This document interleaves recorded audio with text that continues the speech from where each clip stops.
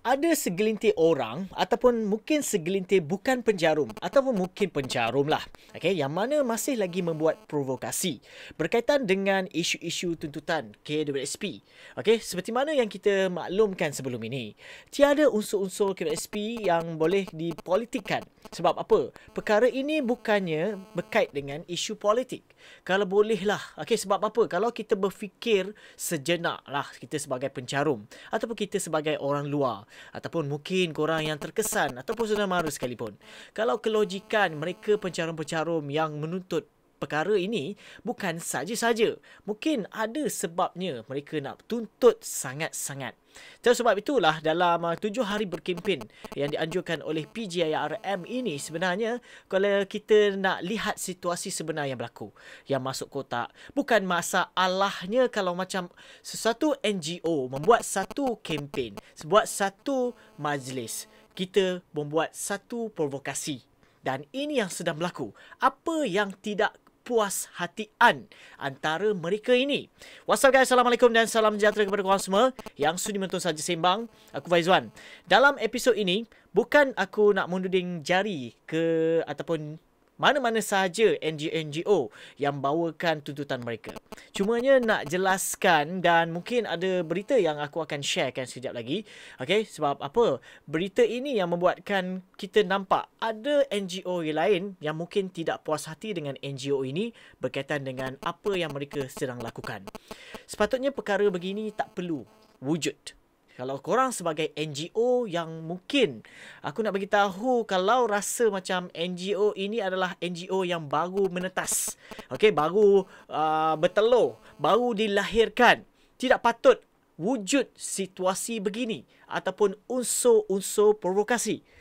Kalau ikutkan, kita lihat NGO yang dah lama beranak dekat Malaysia ni, mereka ada laluan masing-masing. Mereka berdiri dengan sendiri dengan cara yang elok sahaja. Tetapi mengapa dengan tuntutan KWSP ini berlakunya begini? Kenapa? Nama. Adakah unsur-unsur yang sepatutnya korang duduk satu meja dan bagi tahu kenapa? Ini yang sedang berlaku sekarang ni. Tapi aku tak nak tuding mana-mana. Cumanya apa yang berita yang terbaru dan terkini, ada unsur-unsur provokasi melalui TikTok kerajaan YDPA. Tapi bagi aku, kalau aku lihat pada situasi yang sebelum ini, kalau kita lihat KWSP ni dikaitkan dengan politik lah. Sebabnya yang disebut sebelum pilihan raya, waktu pilihan raya sekalipun, mungkin adalah berdasarkan kata statement yang dikeluarkan oleh Tan Sri Muhyiddin Yassin. Berkaitan dengan kata KWSP bersasar lah, akan kita agree. Sekiranya kami akan kata dapat diberi mandat oleh rakyat dan sebagainya. So mungkinlah poin-poin itulah diambil lah. Sekarang ini yang tidak puas hati bila isu-isu KWSP je kaitkan dengan kata politik, kaitkan dengan unsur-unsur begini. So kalau kita lihat melalui posting yang terkini daripada Tuan Azmi 3 jam yang lalu, propaganda dan provokasi yang dilakukan oleh segelintir pencarum yang taksub pada satu NGO yang tidak bersetuju dengan pengeluaran secara bersasar sedang tersebar luas, dan mereka juga melontarkan fitnah menyatakan saya mahu menjadi hero dan ugut-ugut pencarum serta cuba untuk menidakkan NGO lain-lain yang perjuangkan tuntutan KWSP. Mereka juga berkata PJIRM berniat untuk adakan perhimpunan aman adalah nonsense. Adakah kamu ini cuba untuk menjatuhkan usaha PJIRM dengan membuat propaganda dan provokasi supaya pencarum akan beralih arah kepada perjuangan kamu?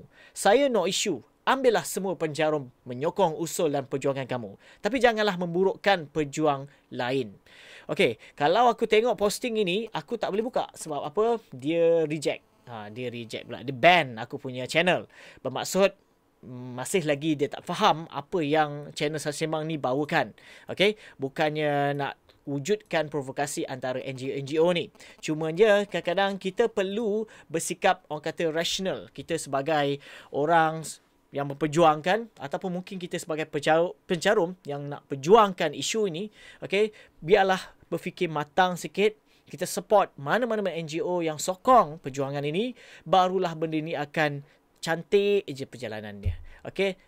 terhormatlah perjalanan dia. Tak meningkan kepala everyone. Lagi-lagilah pencarum. Itulah matlamat dan channel Sains Sembang ni mengajak korang semua. Okay, bukan sahaja sebagai pencarum yang menerima info-info daripada pihak-pihak tertentu. Sekiranya ada berlaku-berlaku provokasi dan sebagainya, kalau boleh tegur sahaja. Okay, sebab kita kalau boleh kita tak nak perkara-perkara ini berlaku lagi. Seperti mana yang aku cakap tadi, ini isu ni matlamat dia satu sahaja. K2SP. Okay? Berbanding kalau macam kita ni dalam isu-isu politik, mungkin matlamat dia siapa apa? Okey, kita nak lebih kepada kerajaan tu, kerajaan ni, parti politik tu, parti politik ni dan sebagainya. Tapi matlamat dia perlu ada satu objektif. Okey, iaitu contohnya macam kita nak memilih parti politik untuk kesejahteraan rakyat, untuk menaikkan nama negara dan melelokkan lagi ekonomi negara. Itu je matlamat dia. Tetapi apakan daya dengan isu yang simple sebenarnya ini, maksudnya KSP yang orang kata tuntutan-tuntutan perjuangan ni, aku rasa tak perlulah ada timbul isu yang nak menjadi siapa hero, siapalah orang kata Superman, siapalah Batman. Okay? Sebab apa? Dia yang patutnya fokus.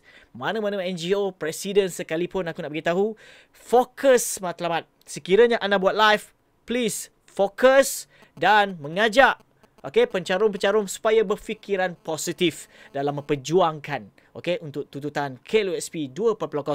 Sama ada bersasar, sama ada KLUSP for all ataupun KLUSP 50K one off. Itu saja yang aku dapat kongsikan dalam episod kali ini. Diharap sikit sebanyak memberi info yang terkini daripada channel Sains Sembang. Bagi korang yang masih lagi belum subscribe ke channel ini, please klik button subscribe dan jangan lupa share dan juga like. Viewers di TikTok, jangan lupa follow. Aku Faizwan. Assalamualaikum.